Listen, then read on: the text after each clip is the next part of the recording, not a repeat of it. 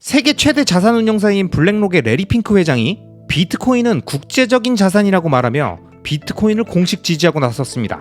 자, 많은 분들이 아시겠지만 블랙록은 지난달 중순에 미국 증권거래위원회 SEC에 비트코인 현물 ETF 신청을 내고 결과를 기다리는 중이었죠.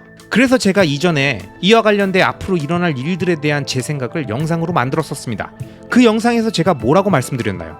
월가는 비트코인이 돈이 된다는 걸 정확히 알고 있고 그 판단하에 비트코인 현물 ETF라는 상품을 ETF에 대해서 가장 잘 알고 있는 블랙록이 신청을 했기 때문에 이번에 승인이 되든 안 되든 월가는 비트코인 ETF를 팔기 위해서 대중들에게 비트코인을 소개할 마케팅 용어를 계속 만들 거라고 말씀드렸죠. 자, 그리고 벌써 첫 번째 마케팅 용어가 등장했습니다. 비트코인은 국제적 자산이다. 레리 핑크는 첫 번째 마케팅 용어로 국제적 자산을 끌고 왔습니다. 그럼 레리 핑크는 왜 비트코인을 국제적 자산이라고 했을까요? 그는 폭스 비즈니스와의 인터뷰에서 분명히 말하자면 비트코인은 국제적 자산이라고 하면서 비트코인은 특정 통화를 기반으로 하지 않기 때문에 사람들이 대안으로 사용할 수 있는 자산이 될 수 있다라고 말했습니다. 그리고 이어서 투자자들이 인플레이션이나 특정 통화의 가치 하락에 대한 해지 수단으로 비트코인을 사용할 수 있다고 말하면서 비트코인이 향후에 금을 대신할 수 있을 거라며 비트코인처럼 더 많은 자산과 증권을 토큰화할 경우에 전통 금융 시스템에서 혁명을 일으킬 것이라고 강조했습니다. 자, 여러분, 레리 핑크는 늘 비트코인을 얘기하고 마지막엔 뭘로 끝내죠? 마지막 문장을 다시 한번 들려드리겠습니다. 비트코인이 향후엔 금을 대신할 수 있을 것이며 비트코인처럼 더 많은 자산과 증권을 토큰화할 경우 전통 금융 시스템의 혁명을 일으킬 것이다. 자, 비트코인처럼 더 많은 자산과 증권을 토큰화. 결국 이게 핵심이죠. 월가가 비트코인을 강조하는 건 비트코인을 막을 수 없기 때문에, 그리고 가만히 놔두면 이 시장을 누군가가 선점하기 때문에 그렇게 되지 않도록 단도리 치는 것과 함께 비트코인이 미래의 큰 시장 규모를 형성하기 이전에 현재 거대한 주식과 채권 등의 글로벌 시장을 토큰화를 통해서 또 한 번 펌핑하려는 의도라고 볼 수 있습니다.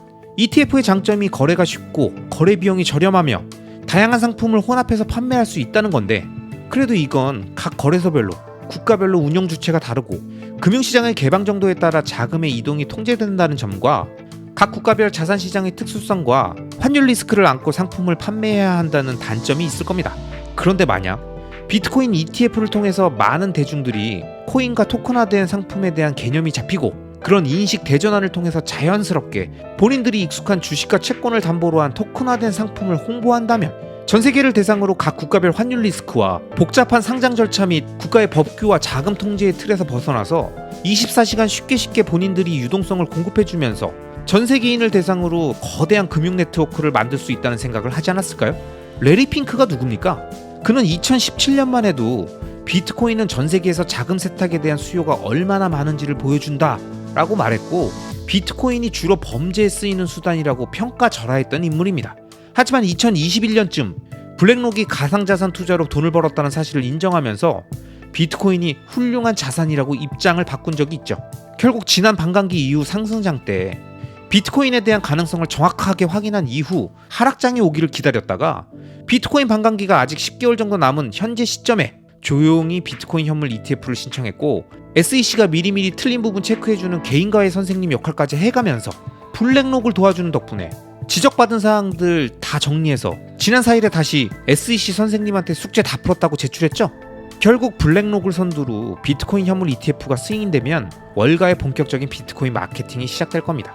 그 시작이 이번에 말한 국제적인 자산이고 여기서 언급한 국제적이라는 특징을 강조하면서 비트코인 이후 본인들이 진행하려고 하는 증권의 토큰화된 상품을 특정 국가에 국한된 상품이 아니라 코인의 성격을 갖고 자유롭게 전 세계를 이동하며 24시간 거래되는 상품으로 만들어서 통합된 전 세계의 전통 금융시장을 한번 제대로 먹어보겠다라는 빅픽처가 있는 거지 않을까요? 사실 저는 이런 흐름이 아주 자연스럽다고 보는 것은 비트코인에 대해서 오랫동안 연구하고 관찰했던 미국에서는 그 어느 나라보다도 비트코인에 대해서 정확히 알고 있을 겁니다.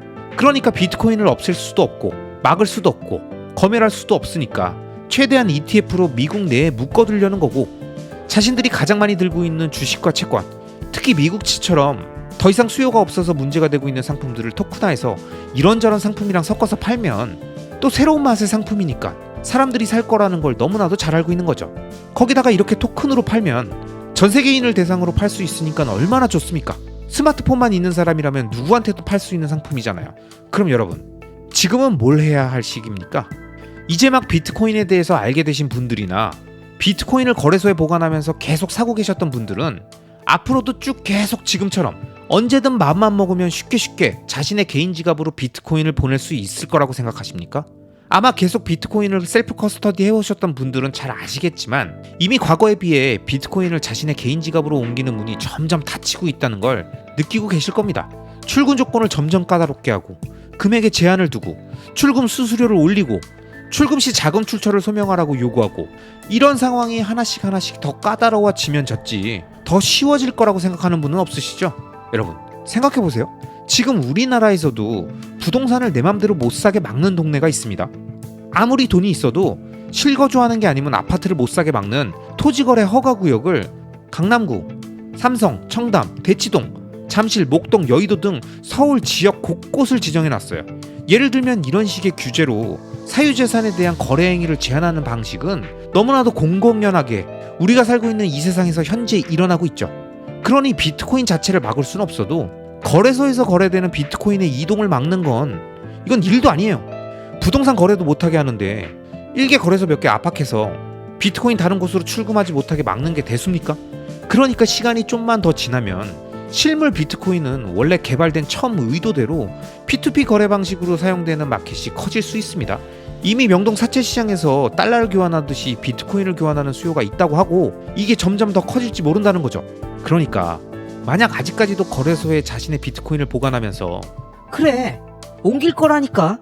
마음만 먹으면 바로 옮길 수 있어. 야, 뭐 옮기는 거 그게 뭐 대수냐? 라고 생각하시던 분들이 있으시다면 갑자기 자고 일어났더니 비트코인 해외 거래소 및 개인 지갑 출금 금지라는 정책이 부동산의 토지거래 허가구역으로 묶여버리는 현상처럼 발생되지 않을 거라고 단언하면서 여유 부리지 마시길 바랍니다. 여러분, 합리적 추론으로 일어날 일은 결국 일어나고 그 시기는 예측할 수 없습니다. 중요한 건 블랙록으로 대표되는 월가가 비트코인 ETF를 전면에 내세우고 국제적 자산이라는 마케팅과 함께 비트코인을 묶어놓으려는 시도를 이미 시작했다는 것, 그리고 이런 시도는 다양한 국가에서 동일하게 적용될 것이며 각 국가별로는 더 과격한 방식으로 진행되는 곳들도 있을 수 있다는 점을 비트코인을 보유하고 있는 우리들이 지금 이 순간 기억해야 할 가장 중요한 포인트라고 생각합니다. 그리고 혹시 알트코인을 들고 계신 분들은 이거 하나만 기억하시기 바랍니다. 월가의 거대 자본은요, 절대 자신들에게 도움이 1도 안 되는 알트를 용인하지 않을 겁니다. 그들은 비트코인이 예뻐서 봐주는 게 아니에요. 그리고 봐줄 수 있는 게 아니고 없애지 못하니까 이용하는 것 뿐입니다. 그런데 자신들이 마음만 먹으면 공격할 수 있는 창시자와 재단이 존재하고 노드가 분산되어 있지 않고 중앙화되어 있으면서 사전채굴도 진행했고 창시자와 재단이 마음대로 정책을 바꾸는 이런 말도 안 되는 무법지대에서 탈중앙을 외치고 있는 모든 미등록 증권은 절대 살아남을 수 없다는 거죠. 이런 알트코인 같은 장기적 우하향 구조의 자산들을, 그것도 거대 자본의 공격에서 스스로를 방어할 능력도 없는 허수아비처럼 허울만 멀쩡한 알트에 소중한 자신의 돈을 태워버리지 마시길 바랍니다. 지금은 소액이든 아니든 알트를 할 때가 아니라 자신이 목표로 한 수량만큼 비트코인을 모아 개인 지갑으로 열심히 옮겨야 할 시기입니다. 아시겠죠? 그럼 오늘도 끝까지 시청해주신 모든 분들을 리스펙합니다.